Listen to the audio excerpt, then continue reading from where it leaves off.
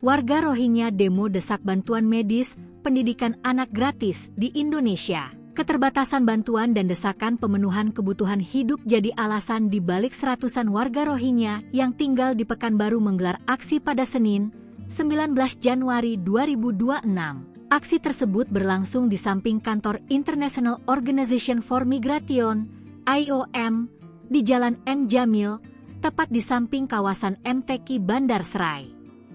Dari pantauan tribunpekanbaru.com saat aksi kemarin, sekitar seratusan warga Rohingya terlihat berkumpul di satu titik. Mereka merupakan keluarga imigran yang saat ini menetap di Pekanbaru.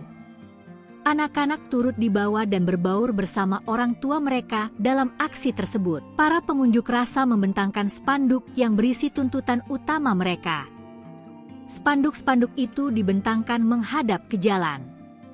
Sementara di sisi kiri masa dibatasi pagar kantor IOM. Berikut bunyi spanduk yang dibentangkan: bantuan medis mendesak, dukungan bantuan tunai yang cukup, pendidikan untuk anak-anak Rohingya, tempat tinggal dan kondisi hidup yang layak, akses transportasi ke layanan publik.